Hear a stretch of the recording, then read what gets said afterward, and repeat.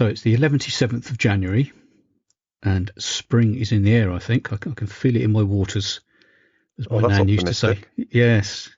I was, well, speaking of waters, the River Till behind our house has risen.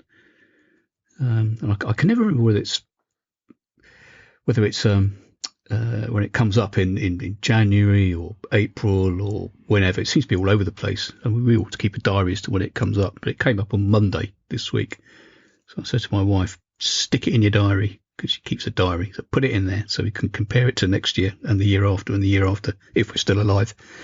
So that's normally a good sign, even though it's a winterborn. It doesn't actually come up in the winter. It comes up sort of later in the winter. So that's risen, and I was out on the plains the other day, and I've been doing a project out there for years, and I go back to the same place. I go there quite a lot, and I photograph it. I've been photographing the changes up there, and the snowdrops have appeared. So there's snowdrops in this little wood already on the 27th of January. It's ridiculous. Well, it's too early. Yeah, I mean, the snowdrops are the first sign, aren't they? But a welcome sign as well. I know a snowdrop location near me. I'll have to go and have a look later and see if they're there. And I saw some crocuses the other day, some yellow crocuses. Yeah. It's a bit early, isn't it? It is. It's climate change. I know. What is going on? Mind you, I wouldn't complain, because I put a really grumpy post on Twitter the other day about how I was totally fed up with this grey January. Yeah. So I put a picture of bluebells up. God, that was a bit inflammatory, wasn't it? Yeah, I know. Especially because when it is bluebell season, I get all excited about it, and by the end of the bluebell season, I'm usually complaining, saying I'm sick of the sight of the bloody things. Sick of the sight of the things, yeah, absolutely. We'll soon be there. Yeah.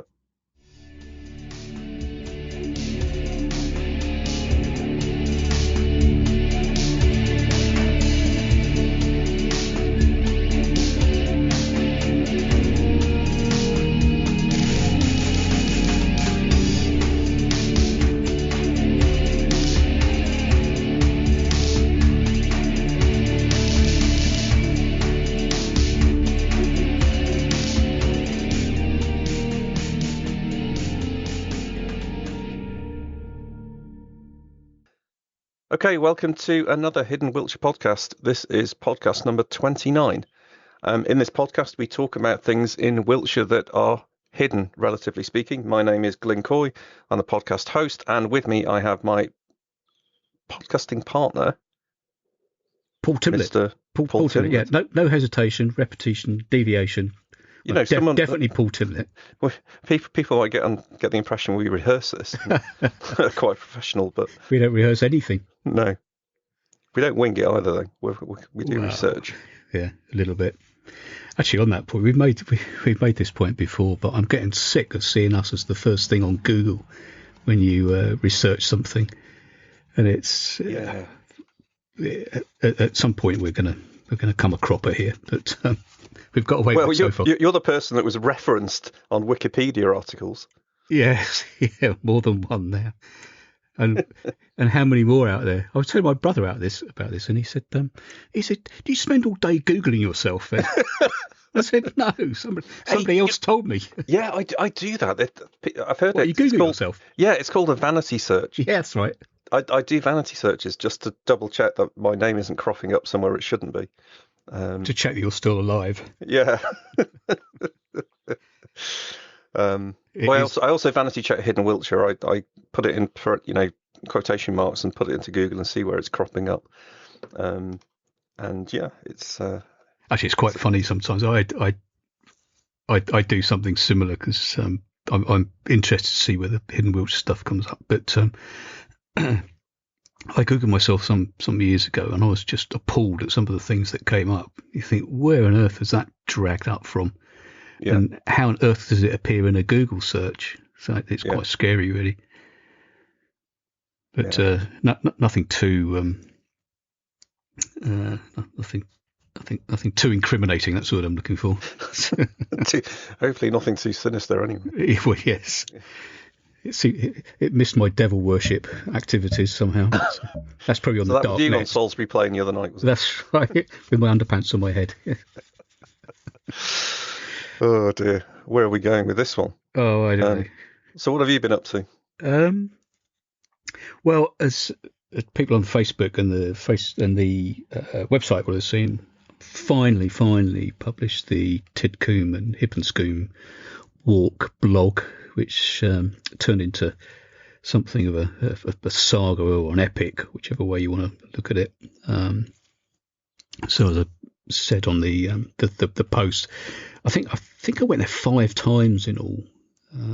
And part of the problem is trying to find a walk that is long enough to take in all the sites that you want to see. And as we've said before, Wiltshire Museum have asked us to put together a walk over that way, so they've got sites that they'd like us to visit on the walk. So it's got to be long enough to take those in, but short enough not to put a lot of people off. And some of the people from the museum who buy tickets for these walks are, they're not athletes, put it that way. Trying to find the kindest words. And we are, yes. God, I've dug a hole for myself there.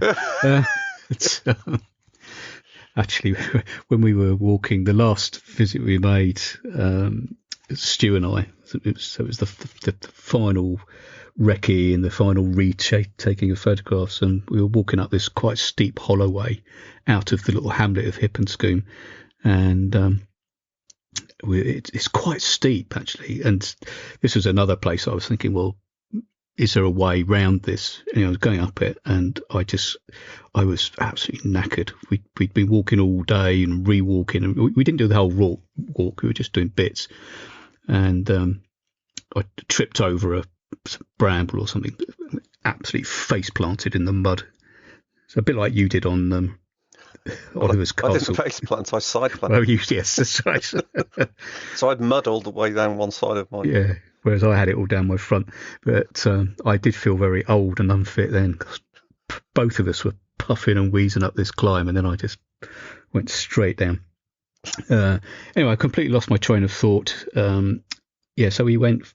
We were trying to get the walk about the right length. Oh, that's right. And the other point was trying to find somewhere to park that wasn't going to cause too much disruption. So with the Wiltshire Museum walks, obviously we get, I don't know, maybe half a dozen cars, something like that. And the village of Tidcombe, I mean, if you're lucky, you might get a couple of cars in there. A lot of the time, there's only one space left because it's just up a dead end. It's a narrow lane. So anyway, if you look at the blog, I've made a couple of suggestions for places to park. But yeah, that was a bit of a labour of love, that one. But earlier on this week, just thinking about sort of future walks and blogs, Stu and I sort of sat down in my kitchen over a coffee for a couple of hours, looking at the map and sort of thinking about ideas for walks. And I keep a list. I've got a little sort of list on my phone where I just jot down ideas. So we're trying to sort of put those together in some semblance of order and walk. So we've got 4 or 5 planned, varying in length from about 4 miles to 8, 9, something like that. But all over the county as well. So again, we've made this point what a big county Wiltshire is, and it would be good to go to some of the sort of further reaches of the county, right to the borders. So we've tried to do that and take in some completely new areas, certainly for Stu and I. And people listening to this will say, "Oh yes, of course I know that because I live there." But, yeah. So going to start to pull those together, and we'll schedule some walks for he and I to do. What else? Of course, on Saturday, you and I are going to be doing a walk with the fantastic Bo Novak, who's follows the podcast. Not sure if he follows the Facebook group, but she's been really helpful in sort of putting together a walk in a particular area that we've been asked to go and look at by the lovely lady Sarah Lucas, who did our family trees for us. Well, she did mine, and I know she offered to do yours, and she lives up in Scotland and hasn't lived down here for 30 years. She said, would you considered doing a walk for me and taking some photographs just to sort of bring back some memories. So, yeah, you and I and Bo will go and do that on Saturday, which is going to be brilliant. And that's quite a short walk, isn't it? It's only 4 miles. Yes, yeah. To be honest, I've been talking to Bo about doing this Winsley route for months. Yeah. We talked about doing it last year because she did a sort of a tour of Bradford-on-Avon for me. Yeah. So she showed me around all the sort of hidden parts of it, which Yeah. I thought was absolutely fascinating. Yeah. And after that, she said, we should do Winsley because it's another area she knows quite well. So that was something we talked about last year, and then the year got away with us, and here we are. So we're going to record some of that as well.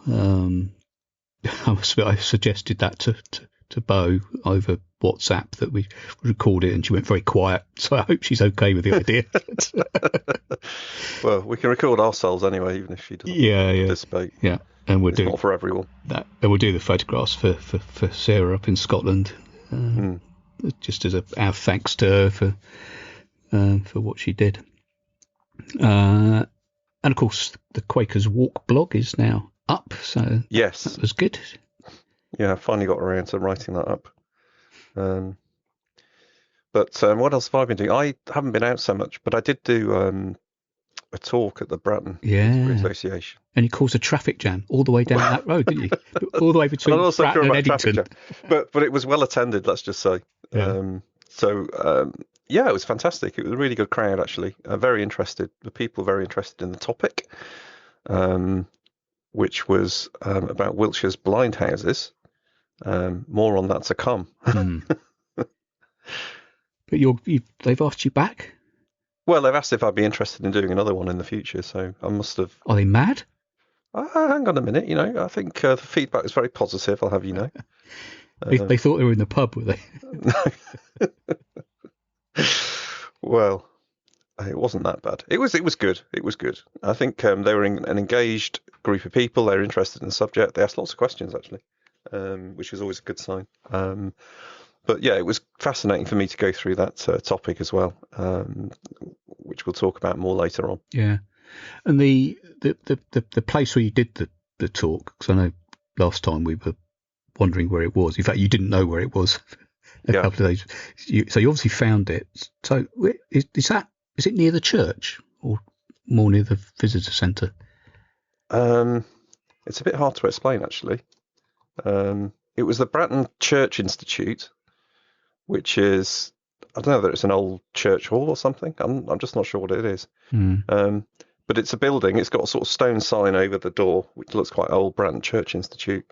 And it's sort of an events venue with no car park. So, God, hence the traffic jam. Yeah, so I had to park on the main road by the shop. Yeah, it's not a great place to park, is it? But it was well attended. A lot of people managed to get over there. A lot of people from the village, obviously. Yeah. But some other people did come from far and wide.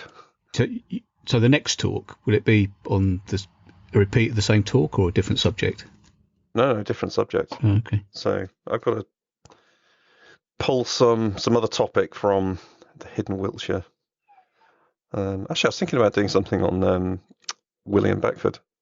Oh, yeah, that would be good. Because he's such a characterful person, and there's lots of controversy there. Yeah. And scandal. So, yeah. And I suppose the other possibility could be hill forts.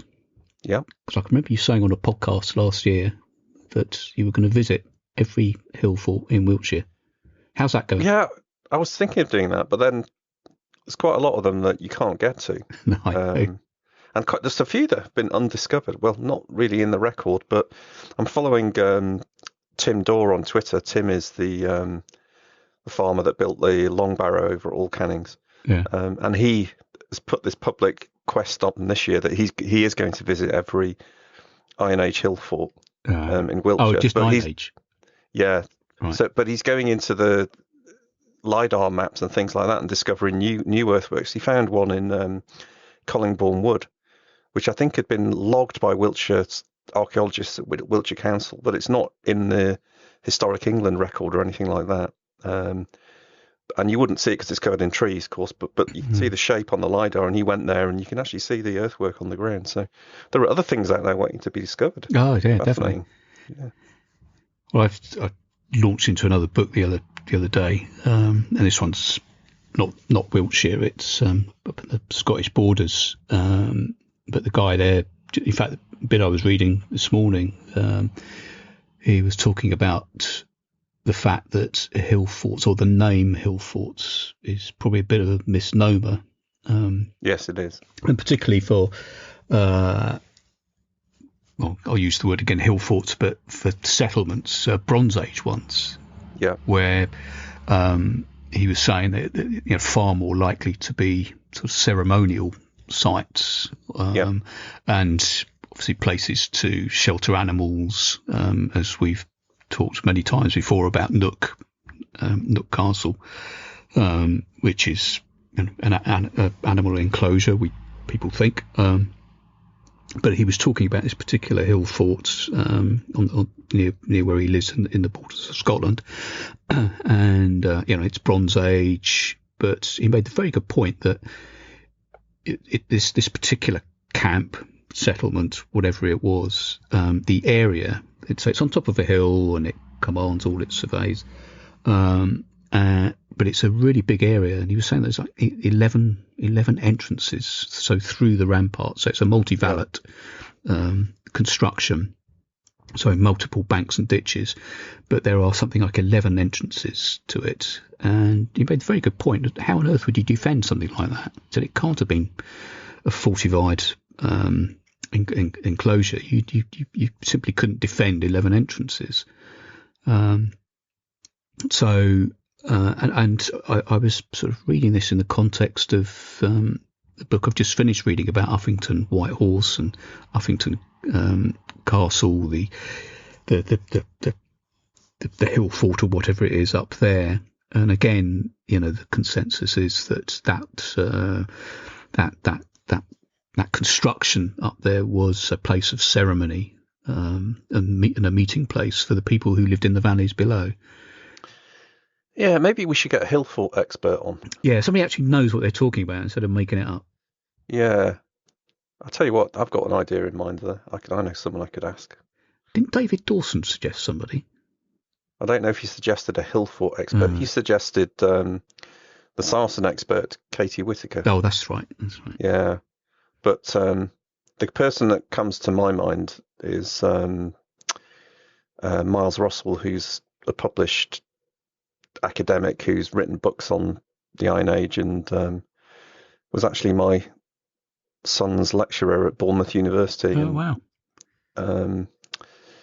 Was his sort of contact for his dissertation. So I know Miles via Twitter. I've actually met him as well. But he's he knows a thing or two about hill forts, let's just say, because he is the custodian of the Hill Forts Wednesday Twitter tag, the hashtag.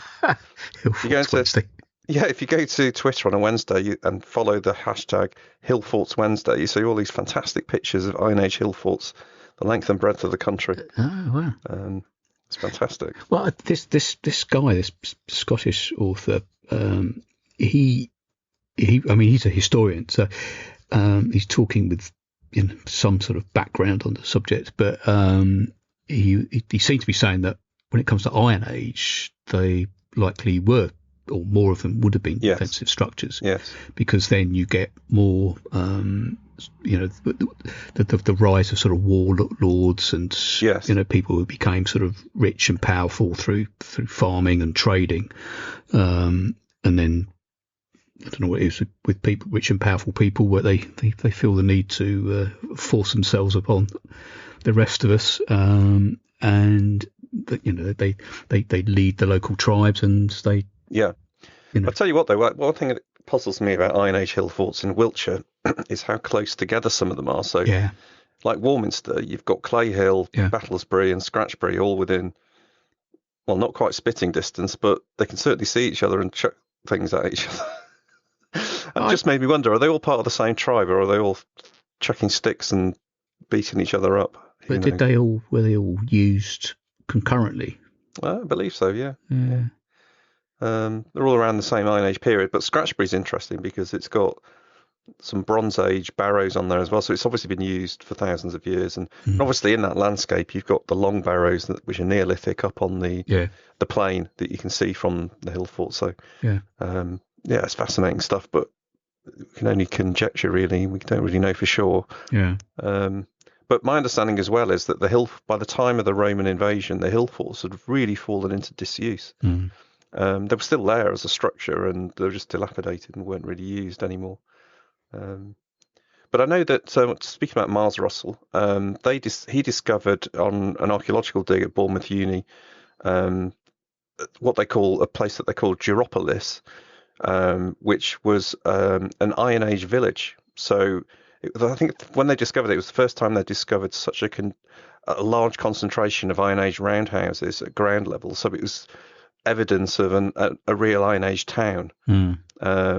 So, that's why I think some people suggest the hill forts may have been used as a place of refuge. When the town's getting attacked, you can all run up the hill into the hill fort and lock the gates. And I think the castle, I read something that may have been part of its use, although it was ceremonial. It was a sort of meeting place when they were there was a threat in the area from another tribe, and they would leg it up the hill. But I can see it, being maybe a civic centre, like we have in more modern times, a place where people go for certain tasks. Could have been ceremonial place. Who knows? But they are fascinating structures, and the level of effort required to dig them out was huge. So the whole community was united and committed to building these structures. And the length and breadth of the country. Funny enough, the Scottish example, he was, I don't know whether he calculated it himself, but he sort of proposed the idea that it would have taken this particular, it's called, is it Howden Motte? I think Motte, Motte Bailey, Howden Motte. It's up near Hoyk and Selkirk, that direction. And he was suggesting that as few as 20 to 30 people could have built that over the space of a year. Wow. Sort of an organised team. So I don't know where he gets that from and whether there's any validity in that estimate, but that was you'd think it'd be thousands, wouldn't you? I guess you could do a calculation based on man hours. Yeah. But it's quite awe-inspiring. If I stand on the ramparts of Battlesbury, for instance, and just look at how deep they are and the size of them, they're enormous. Yeah. So you do get an impression that it must have been huge. But then when you think about something like the Wansdyke, and they're similar sized ramparts, which is much later, it's medieval. But I remember when we were talking to David Carson about it, he mentioned that because the Wansdyke was so long and, extensive, that would have been a kingdom-wide effort to build that. Yeah. There must be some a way of calculating the man hours. Yeah. And of course, on the subject of Wansdyke, you and I were chatting to David Carson on WhatsApp the other day, and the results of their investigation are due. Well, he thought sometime in the spring, didn't he? In terms of trying to definitively date. Just to put that into context, we know that there was a team from, it was UCL, I think. Archaeologists from UCL went up and did some work on the Wansdyke with a view to using, what's it called? Luminescence dating.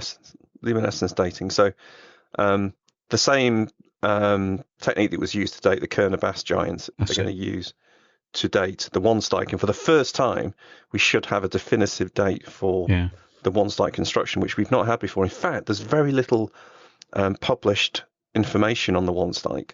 And it's not just the date, it's also why it was built. So from the dates, they can then make assumptions as to why it's built, because there are three hypotheses around what the Wansdyke was built for. So by dating it, it might clear that one up as well. And speaking of the Wansdyke, we were up there the end of last summer filming with David Carson, who farms around there, and that video, I'm nearly finished it, so we might release it next week. Unless you edit that comment out, that's now out there. Yeah. That's that's been another labour of love, isn't it? Yeah. These things that we end up overcommitting ourselves to. Yes. Oh, I've got several more of those coming up this year, but we won't get into that. No. So before we go into the main talk, the other thing is I finally got around to dropping off the Hidden Wiltshire books to the library yesterday. Oh, and I brilliant. believe they're being catalogued today, so should go into the library system soon. So if you choose to read books through the library system, they will be in Wiltshire libraries soon, imminently. But of course, you can still buy one from the website, hiddenwiltshire.com/shop. Yeah, we had a sort of real flurry around Christmas for obvious reasons. Sold a lot then, but it's died off a little bit since Christmas. So dig deep, folks, and get your orders in. We need to do some marketing, I think. Yeah, otherwise the lights will go out.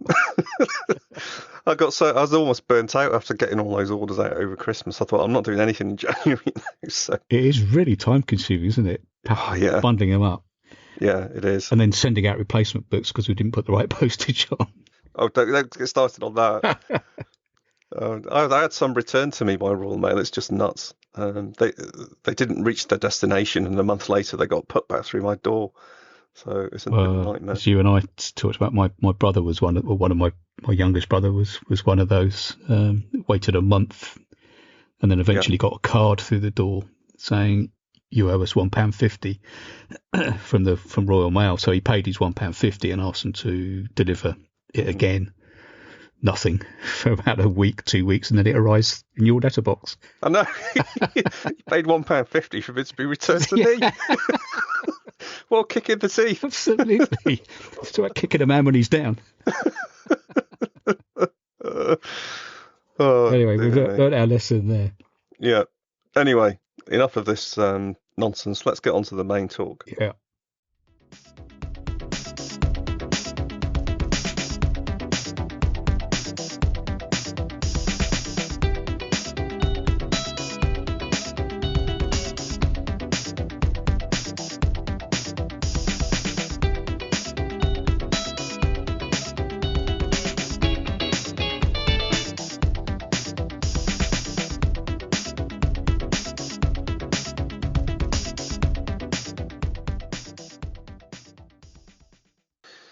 So this week we're going to actually talk about the very thing that I talked about at the Bratton History Association, which is Wiltshire's Blind Houses.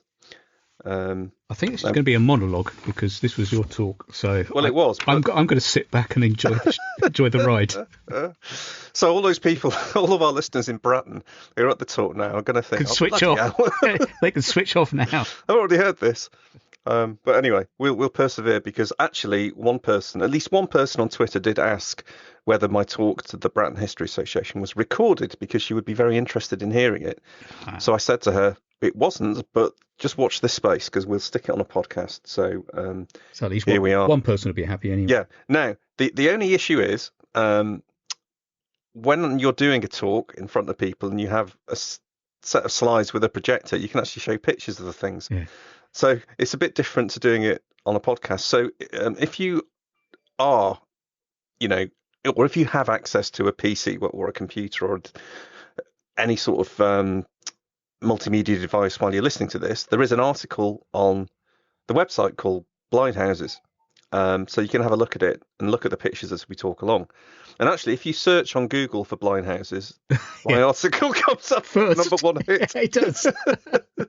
Because I was doing that yesterday. I was doing a bit of...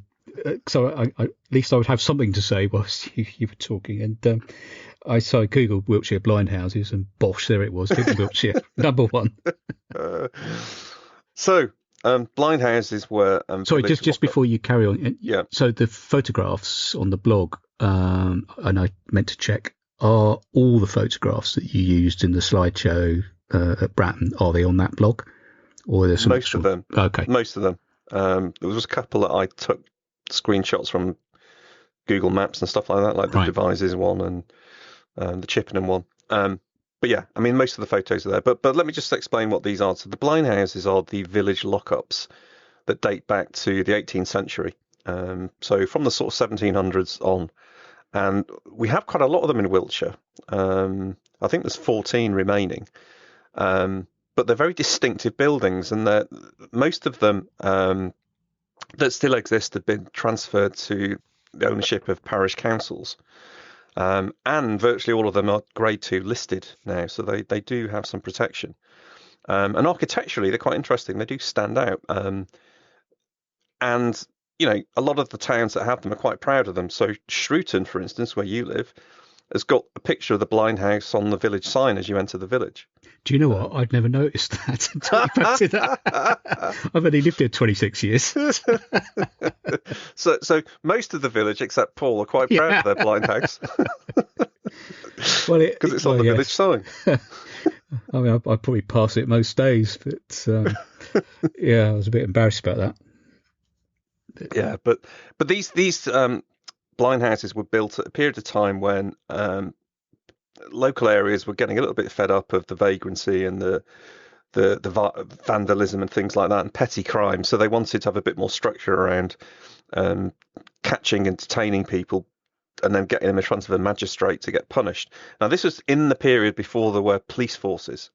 So the police forces came into being in the sort of mid-1800s. I think in Wiltshire, our county constabulary was established in 1839. And after that, over the next few years after 1839, say from the 1850s onwards, you started to have police stations built. So they fell into misuse from the sort of 1850s onwards, and either were demolished and eventually forgotten, or repurposed and used for different things, and eventually adopted by the local towns as a sort of civic building. And most of the ones in Wiltshire are really architecturally interesting. They have a certain style. You can see that people back then took a lot of pride in civic buildings. You can imagine someone building a sort of village lockup now. It'd be a sort of prefab thing they just shove up with a tin roof. Whereas these rubbish are like proper stone, solid built lockups. It's just a shame that they eventually fell out of use because they just weren't needed anymore. No. And I know that when I looked at, I think there was a write-up in the Historic England citation for Shrewton, and this is what, talking about the Catherine Wheel, this really puzzled me, because the Historic England citation for Shrewton says, the blind house on the bridge, formerly listed as a lockup 30 yards west of the Catherine Wheel. And at the time, when I said this in the Bratton History Association talk, I said, no idea what the Catherine Wheel is. And a couple of people came up to me afterwards and said it was a pub. Yeah. So it's they say it's circa 1700, dressed limestone walls and roof, round plan, single story, one narrow planked and studded door, two loopholes, one on either side of the rear, plat band at eaves level, dome stone roof with ball finial, not in original position, and reconstructed after 1945. So it was moved to the Shrewton. That's right. Yeah. So I think initially it was closer to the main road, which was eventually built, but people kept crashing into it. That's right. Yeah. So well, that whole stretch of road, we don't want to talk about Shrewton all the time, but there was a guy in the village who sadly died some years ago, Harry Withers, who had a fantastic collection of old photographs from the village and surrounding areas. I mean, he had hundreds and hundreds, and it was an absolute goldmine of sort of memorabilia. And he had photographs, and others had photographs of that road past the blind house there, heading sort of my direction, heading east towards Salisbury, and there was quite a lot of buildings very close in, because that's quite a wide open road now. In fact, that's one of the big problems we have here. It's so wide, it's like a runway, so people sort of catapult out of the roundabout and go hurtling up the road at crazy speeds. But it would have been much more hemmed in years gone by, and quite a few of the buildings that were close to the road were demolished by lorries that would come down the steep hill by another old pub, which is no longer there, the Royal Oak, and they would come down that steep hill, and the brakes were no good in those days, and they would lose control. And there was a couple of beautiful old sort of cob thatched cottages right close by the road that were just destroyed by great big lorries. I mean, this is going back probably, I don't know, the 50s or the 60s. if not before, but these cottages were destroyed. So the Blind House was similarly located very close to the road, and then I think it was hit by a lorry in 1945 and pretty much demolished. And then later on, with increased army activity and bigger army vehicles, it was in some peril being so close to the road, and that's when they moved it back to where it is now. It's still actually quite close to the road. Yeah. The pavement there is not very wide. In fact, it's crazily narrow. Yeah. But anyway, I believe it got hit by a tank at one point as well in the war. Yeah, that's right. The poor thing, it just probably needed some care and attention, so they just moved it brick by brick. And I did track down a photo on the internet of it in pieces with the bricks all numbered. Yes, I saw that. As they worked out how to put it back together again, a bit like a jigsaw puzzle. But they changed the roof, didn't they? So the roof is like I think it was either a steeper pitch before or it's a steeper pitch now, but they changed the pitch of the roof. Yeah. But I think that the first blind house I noticed when I moved to Wiltshire was the one in Hilperton. And I just noticed its distinctiveness. It reminded me very much of the one that because I come from the Liverpool area, the one that I remembered when I was growing up was the one that's in Everton. They call it Prince Rupert's Tower because that's on the Everton Football Club crest on the badge. And I saw this one in Hilperton. I thought, oh, that looks like one of those things from Everton. And I realised it was a blind house. And then I started seeing more of them. So there's one on Trowbridge, in Trowbridge by the river. There's one on Bradford-on-Avon on the bridge.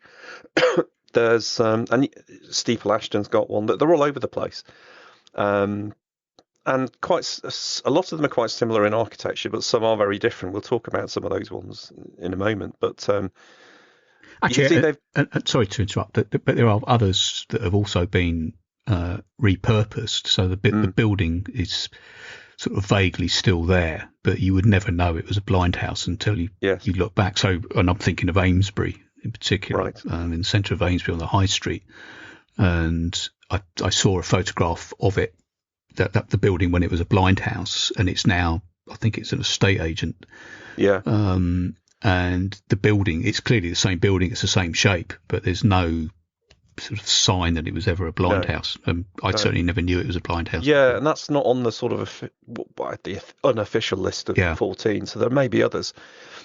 And some of them ones that are on the list are slightly strange. So the one in Devizes is actually attached to the back of the town hall. It's not a standalone. The one in Chippenham is actually inside another building. I can't remember the name of that. What was it called? Yeld Hall. That's a building in Chippenham that dates back to around 1450 and is part now of Chippenham Museum. So when that building is open in the summer months, you can go inside it and go and see the blind house in there. But most of the ones we're going to talk about here are the ones that you can actually see and get to. There is one that is standalone, but you can't get to because it's now in someone's driveway. That's in Warminster. Oh, yeah, behind that gate. Yeah, behind that gate. And they've done a good job at kind of restoring that, but you can't go in it. But the ones that have been adopted as sort of civic buildings by the parish councils, they often open them once a year for Heritage Open Days. Yeah. So the one in Trowbridge, I've actually been inside. And it's quite strange, actually, because the one on Trowbridge, it looks quite squat. But to get into it, you go down some steps. And actually, it's got some depth to it. When you go inside, the ceiling is really high. And it's got 2 jail cells, sort of 2 iron beds, a toilet that basically is just an outlet into the river. I mean, it's grim. I mean, this is the other thing. They're called blind houses because, generally speaking, they don't have windows. So when you're inside, you're blind. You can't see anything. It's just dark, pitch black. There is an exception to that. The one in Bradford-on-Avon does have windows. I'll explain why when we get onto that one. But the Trowbridge one was, built sort of early 1700s. I think there is a brick inside it which has a date on. I think it's 1758. So it's either 1758 or prior that it was built. But that area where the Trowbridge one was it was almost like the public shaming area because you also had stocks there. Oh yeah. you had there was reference to a ducking stool as well at one point. So they used to duck women into the river. This is where it gets. Yeah, are you going to read that quote out? Shall I read the quote out? This is apologies to all of our lady listeners, but this is a good example of how progress has been made in terms of equality between the sexes, because this is quite outrageous, but what they used to do to women. But I read it out. I think the stocks and the pillory go back as far as 1615 in terms of references, but there was a newspaper report about the ducking stool from a couple of hundred years ago, and I'll just read it out. And the ducking stool was used to punish ladies for being found guilty of being a scold or shrew.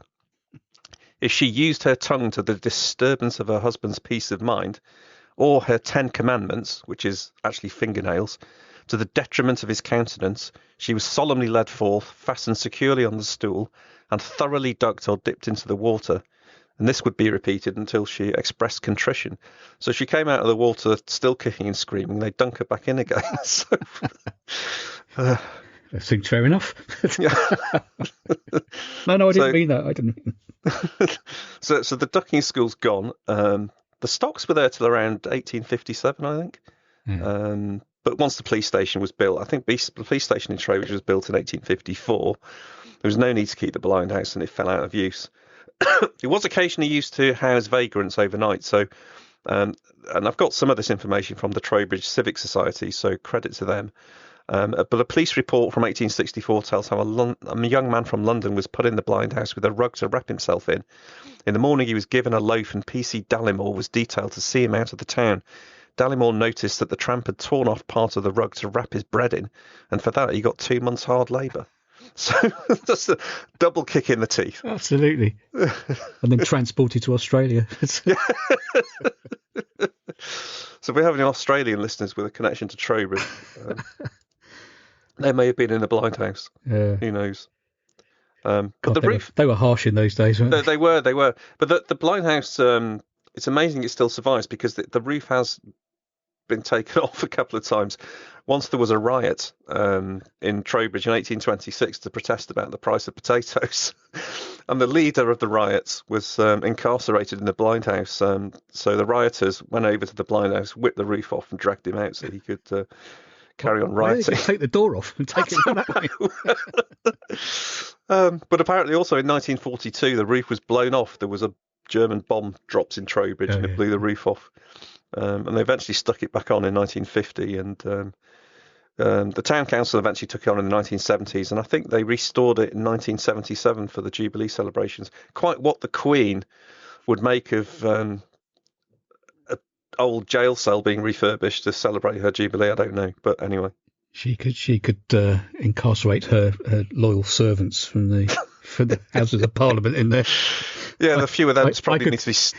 Yeah, I can think of one or two. But... Stick him in the blind house. Bring back the blind house.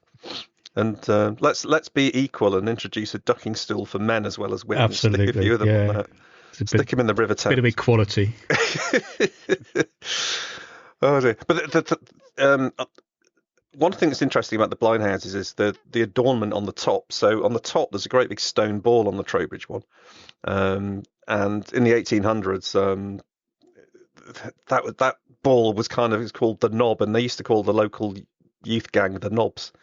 And they'd have scraps with the Bradford-on-Avon teenagers who were called the gudgeons, because their adornment at the top of the Bradford-on-Avon blind house was a gudgeon fish. It's a weathervane, which is metal. Yeah. It's still there. You can see it. So you can imagine the knobs and the gudgeons were scrapping it out on a Saturday night. I did wonder whether that reference to knobs was anything to do with, because it then took me into a Google search for Dorset knobs. Yeah. So the biscuit or whatever it is. Yeah. And so I googled that, and it's no connection at all. But then I saw that apparently there is you ever had a Dorset knob? They're disgusting. They're really awful. But be careful, we might have some Dorset. Oh, I know. Well, my brother and sister will love them. But until recently, there was a thing called a Dorset knob throwing competition, and it became so popular during sort of lockdowns and things. They had to ban it because too many people came up. So the record for throwing a Dorset knob was something like 96 feet, and they've had to. Oh my God! They've had to cancel the competition. But anyway, that's a complete red herring because it's got nothing to do with the knobs you get on top of the blind houses. Okay, back to blind houses. Back to blind houses. So the Bradford-on-Avon one is on the bridge, very distinctive. It looks architecturally quite similar to Trowbridge. It's kind of got this square construction, there's a few blind houses that have that sort of square construction. You've got the one in Laycock, which is bolted onto the tithe barn there in Laycock's very similar. And the one in Box is quite square as well. But the Bradford-on-Avon one got me puzzled because there are many references to it previously being a chapel. Now, I believe there was definitely a chapel on the bridge before it was rebuilt in the early 1700s. And there are many references to that chapel. John Aubrey mentions it as a chapel in his writings around 1660 to 1670. So there was definitely a chapel. So this building was probably, when they rebuilt the bridge, they thought, let's stick the chapel back on. And eventually it became a multi-use building, which was repurposed as a blind house. But it's still got the old medieval windows in it. So it's one of the rare blind houses that has windows in it, which is interesting, very different. There was a rumour once that the founder of Methodism, John Wesley, was incarcerated in the Bradford-on-Avon blind house on the bridge. But apparently that's been debunked. My understanding is John Wesley did visit Bradford-on-Avon many times in his preaching tours. And I think it was one of his fellow preachers who was in prison there, William Hitchens, I think it was, stuck in there for one night. I don't know what he'd done to offend people, but they slung him in the blind house for a night. Yeah, another pissed vicar. Yeah, it's just oh dear. But with apologies to Andrew Rumsey if he's listening to this. yes, indeed. But I think that there was a pilgrim route that went through Bradford-on-Avon. If you go up to the top of the Tory, there's a chapel up there at the top of the village, top of the town, called St Mary's Chapel, I think it is. And that was an old sort of hermitage that was on the pilgrim routes to Glastonbury at one point. And I think there was one on the town bridge, which would also been used for hermits as they're travelling on these pilgrimages. But yeah, fascinating story. But the once it was repurposed, it was just a single jail cell. And I think in the 1800s, they restored it and converted it into 2 jail cells. So there's 2 jail cells when you go in now. Again, it's open. Trowbridge and Bradford-on-Avon, they definitely open those at least once a year for the Heritage Open Days. You can go inside and have a look.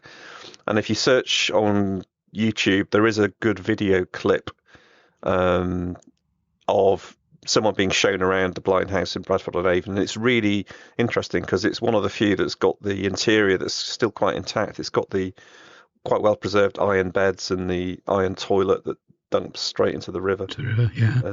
How many beds in there? 2. Right. Well, there's 2 cells, one bed in each cell, from memory. But now you've asked me that question, I'm not convinced. But yeah, it's now owned by, or it's been transferred to the town council, I believe. But interesting thing about the bridge at Bradford-on-Avon, you can see one of the arches is from the original version of the bridge, and it's a slightly different shape. So you can see that, you know, the bridge that was there before, and they've kept part of it. And if you look underneath, you can see how they've widened it. It's quite interesting. I must do a bit more research about that. Have you ever been in the blind house? Well, I was thinking that just now. I'm pretty certain I've been in the Shooton one. But I was thinking, well, I can't remember when it was last opened, or I was aware of it being opened. Yeah. But I'm pretty sure that they periodically open that one up. So it's a big problem there is that if people sort of drive to it, because there's nowhere to park in Shooton. Yeah, it's a bit different. So the ones that are in the towns are a bit easier to accommodate visitors. But there's one that's quite similar in shape to Trowbridge and the Bradford one is the one in Box. That's quite a grand looking one, and actually it's just on the edge of the pub car park. So I could just imagine how close this was to the pub. So for the dead the handy. drunks, it's not too far to travel, is it? That's right. Stumble out of the pub after a night on the beers and then get arrested and shoved in the blind house. Out of one door in the next. Actually, it's like I did on Christmas Eve. Fell out of Stuart's house after drinking whiskey and fell into mine. I'm surprised you didn't end up in the Shrewton Blind House. Yeah. or the River Till. Yeah. So I found this written about the Box one. This is from the Box People and Places website. After a police house was established in the village at 24 Fairmead View, the building became redundant and fell into disuse. Parish Council minutes for November 1906 record a request to the County Council to transfer ownership of the blind house to the parish for use as an office for the assistant overseer or as a mortuary. In 1944, it was reported as being in use within the memory of older Box residents. One anecdote was that it was nearly burnt down when 3 inmates were held there. They started to smoke and caught fire to the bedding on the bench. So it's a miracle it's still here, really. Yeah. I think it did eventually come under the control of the pub, I think it was the brewery, actually. And Courage Brewery eventually gave it to the Parish Council in 1978. So it's preserved for future miscreants and drunks. Actually, I wonder whether these are sort of uniquely British, blind houses. Yeah. I do remember looking at a building in the Dordogne in France. We were going down to have lunch at a village, and we stopped on the way at this little town, and there was what I thought was a blind house. It looked all the look of a blind house, but it turned out to be, I think, some sort of something to do with electricity. I think it was to do with EDF, electricity. But it's got me thinking. Well, it may be repurposed. Maybe it had been a blind house centuries ago. Yeah, well, it's interesting because after I'd done the talk, James Archard mailed me with a picture of this brick structure that he'd found near Haywood. And he said, do you think this could have been a blind house? And we did a bit of research on it and discovered it was built in the late 1800s. So it was after the police forces had been established. So it's unlikely to have been a blind house. But actually, I took a walk up to it yesterday to have a look, and it's very small. I suspect it might be housing a well or a water pump of some sort. Right, yeah. But I don't know for sure. But it's got signs from the parish council on the front, so I guess the parish council would know it. Yeah. So I'll drop them an email. And there was another one that someone raised on the Facebook group. I can't remember where it was. It was over the other side of Wiltshire. It was that sort of, it was like a round one with a circular roof, which I think you'd mentioned you'd stopped there at one point and did a pee behind it. Yeah, that's the water pumping station. The water pumping station. Wexcombe. Yeah, that's the one. Yes. Yeah, I've stopped there more than once. I think many people have, just by the stench. Well, yes, and it looked like people have spent even longer there.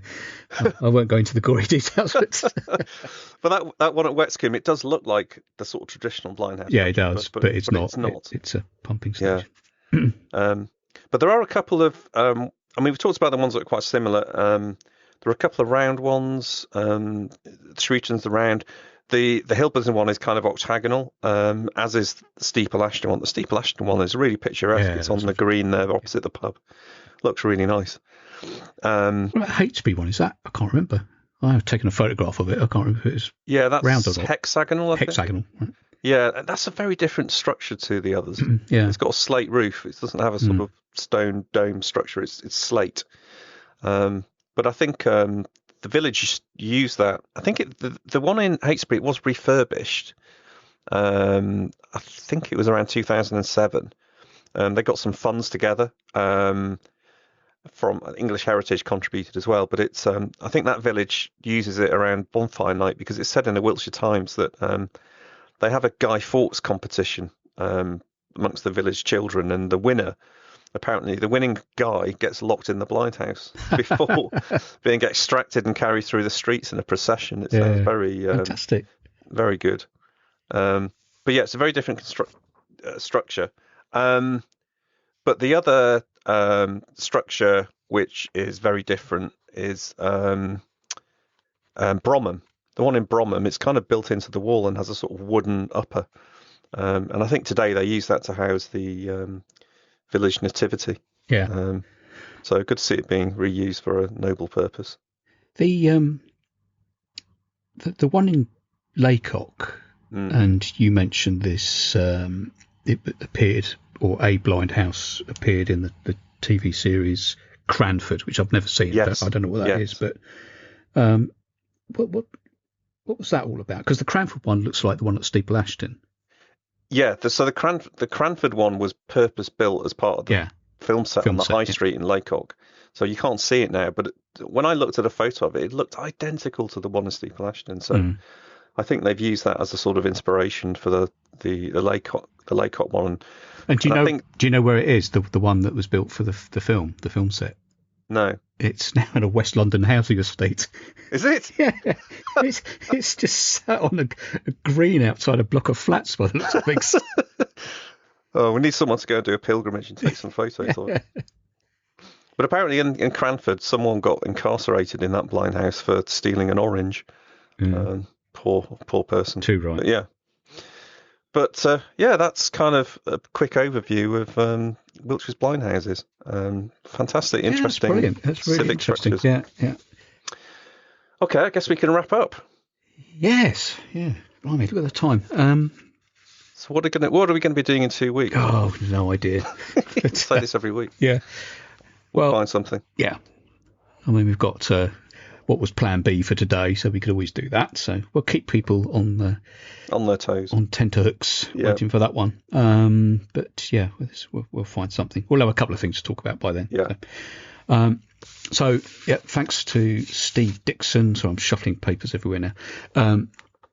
Thanks to Steve Dixon for the music at the beginning and the end, and the middle bit. It just had to be Holger the Can Man. What else could it be? Yeah. But, is it so? Being in the can, obviously, being in prison. Is that an Americanism? I don't know, but I think so. Yeah. So thanks, Steve, for the bits of music. What else? Show notes will include references and links and stuff. It's the newsletter. Are you going to do another of those anytime soon? Yes. Not that you've got anything else to do. Yes, probably the weekend I'll stick something out.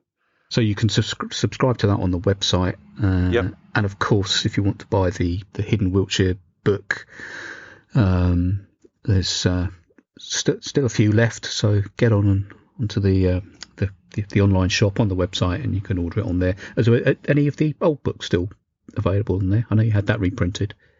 I've got 9 left. Oh, blimey. That's going better than the second one. Well, I didn't print as many of the first right, book. okay. It was just a small run. Yeah. But yeah, I've got 9 of the first book left. Actually, it's nice to see the number of people ordering both books. Yeah. You can still order both as well. Yeah. Some people have done. Great. So I think Russell papers. I think that's it, isn't it? That's it. So we shall be back in 2 weeks' time with another Hidden Wiltshire podcast. In the meantime, thank you for listening, and goodbye. Bye for now.